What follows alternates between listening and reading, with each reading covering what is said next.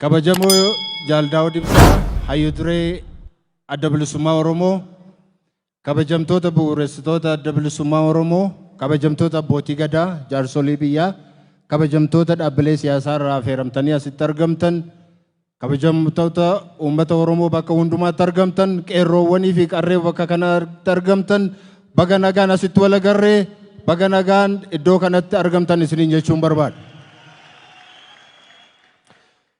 Dhaabni nuyi har'a gaaddisa isaa jalatti wal geenye kun dhaaba qofa miti. Dhaabni har'a asitti wal ga'uu keenyaaf sababa ta'e akka Oromootti gurmuufne mirga keenya akka falmannuuf dhaaba sababa jalqabaa nuu ta'edha. Kanaaf madda sabboonummaa keenyaati. Ija keenya yeroo banatin turretti akka dhaabaatti adda durummaadhaan seenaa Oromoo keessatti akka dhaaba siyaasaatti ijaaree sabboonummaa Oromoo, daangaa Oromoo, seenaa Oromoo, afaan Oromoo, eenyummaan Oromoo maal akka ta'e dhaaba agarsiisee hangafa dhaaba keenyaatti galatoomaa isiniin jechuu barbaadu. Dhugaamatti namoota bu'uura san keessaatii namoota muraasa iyyuu haa ta'an malee asitti arguun keenya baay'ee gammannaa. Kanneen akka Xahaa Abdiifaa, Dr. Taaddasaa Eebbaafaa asitti arguu kootiif baay'een gammadaa. Waaqayyo baga umrii dheeraa isinii kenne, galatoomaan isiniin jedha. Isiniin ija banannee, isiniin as geenye baga jiraattan ittiin jechuun barbaada. Kanneen hafanis qabsoo kana keessatti wareegama guddaa baasaa kanas ga'an sababii adda addaatiif har'a kanas hin jirre jaalleewwan keenya otoo as jiraatanii attam gammanna turre. Garuu yeroo nuti hundumti keenya asitti wal geenye wal faana ayyaana guddaa tokko kabajnu yeroon isaa fagoo miti jedheen abdadha. Kanaaf Rabbi nu gargaara. Akkuma sila kaa'ame dhaabni Adda Bilisummaa Oromoo akka dhaabaatti qofa miti kan ilaallee har'a akka dhaaba siyaasaa tokkootti kan wajjiniin hojjechaa jirru kanis immoo tumsa walii kennaa jirru jechuudha. Kun maal yoo jenne dhaloota qubee har'a as jirtan kana qubee isin ittiin baratanii ittiin as geessan kana bu'uura isaa buusee waggaa 27 dura waggaa 26 dura isiniin kan ija isinii qaree kan nama isin taasise eenyummaa keessan isin barsiise hunduma keenyaatiif kan karaa nuu saaqee dhaaba kana waan ta'eetiif akka hangafa keenyaatti wajjiniin hojjenna. Akka abbaa keenyaatti kabajna. Namni tokko abbaan isaa maal isa ta'u maal, haati isaa maal isa taatu maal, abbaa isaa hin jaallata, haadha isaa hin jaallata. Abbaa isaa irratti yoo qeeqi qa'ee, yoo uleen itti darbatame, eeboon yoo itti darbatame hin jaallatu. Nullee akka dhaabbilee siyaasaatti warri isaan irraa maddine, warri isaaniin booda xurree isaan nuu bananiin adeemnee kanas geenye kabaja guddaa isaanii qabna. Ammallee gara fuulduraatti wajjiniin hojjechuudhaaf hawwii guddaa qabna. Tariitii maaltu beeka? Yeroo itti aanu bakka kanatti yeroo wal arginu akka dhaaba adda addaatti taanee otoo hin taane akka dhaaba tokkootti walitti baqnee iddoo kanatti wal argina ta'a. Filannoon fuula keenya dura jira. Akkuma Jaaldaawud sila kaasan biyyi kun keessumaa Oromoon eega cabeen asi mootummaa mataa isaatii qabaatee hin beeku. Ka isa saamee deemu malee, ka isa dhiitu malee, kan isaa hacuucu malee, kan afaan isaa balleessu malee, kan eenyummaa isaa balleessu malee mootummaa kooti ka jedhu hagammaatti bu'uurfatee hin beeku. Garuu ji'a ja'a booda dhugaadha isiniin jenna. Ji'a ja'a booda dhaabbileen Oromoo walii gallee mootummaa daangaa Oromiyaa kabachiisu, seenaa Oromoo kabachiisu, eenyummaa Oromoo kabachiisu. Mataa isaa ol qabatee akka inni deemu kan taasisu mootummaa mataa keenyaan dhaabbanna kan jedhu abdiin qaba.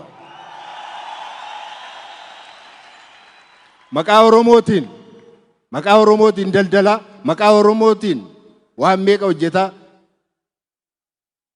Imaanaa isaanitti kenname gananii nuun barbaachisu sabboonummaa nuun barbaachisu jedhanii dhiitanii karaa irratti gatanii salphinaaf dabarsanii kan kennan jiru.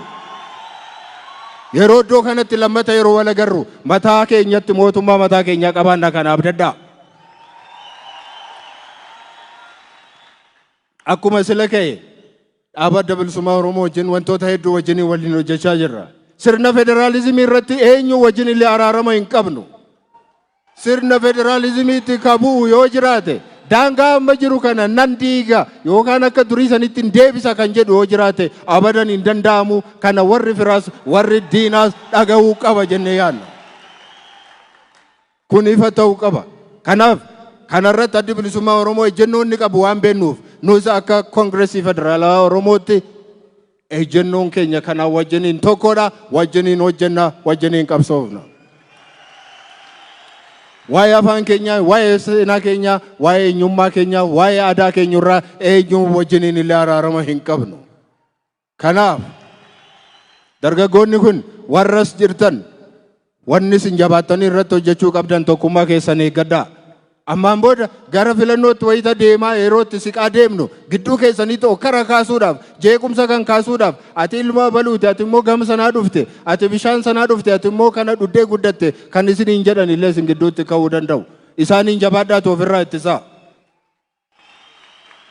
Warra gandummaadhaan amantiidhaan adda addaan isin qooduu warra barbaadan booddeetti warra isin deebisuu barbaadan irraati jabaadhaati of eeggadhaa.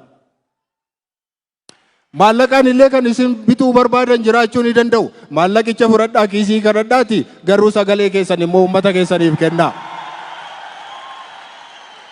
Maallaqi suni eessaayyuu hin dhufne abbaa keessan irraa qotee bulaa isa ofiisaatii waan nyaatu dhabee garuu gabaa baasee isaanii kennu irraati dhufe fudhadhaa waan argattan. Garuu immoo alalfatanii gara firaatti galagalanii liqimsu jedhan mitiire akkuma kana isa fuudhaa kaa'adhaati sagalee keessan immoo dhaaba keessaniif kennaa. Kanuma. Kanaatiif amma warri Finfinnee keessas warri jiraatan guutummaa Oromiyaa keessa yookaan Itoophiyaa keessa warri jirtan umriin keessan waggaa 18 ol warri taatan waraqaa eenyummaa fudhadhaa kiisii kaa'adhaa. Isaan booda gaafa galmeeffamuun gaafa dhufu hundumti keessan naqaati galmeeffamaa. Galmeeffamaati isaan booda gaafa sagalee kennuun gaafa dhufu sagalee keessan saba keessaniif uummata keessaniif kennaati ittiin bilisummaa keessan gonfadhaa. Yoo kana ta'uudhaa baate amma salagaa nu bituudhaaf jira. Maqaa keenyaan kan daldalu hedduutu jira.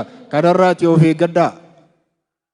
Wanta nu isiniin jechuu barbaannu inni dhuma waa'ee daangaa keenya, waa'ee afaan keenya, waa'ee eenyummaa keenya, waa'ee Finfinnee, waa'ee eenyuunsa jedhan. Kun hundumtuu kan inni hiika argatu sagalee keenyaan mootummaa mataa keenya yoo hundeeffanneedha. Kanaatiif itti jabaadhaa isiniin jechuun barbaada.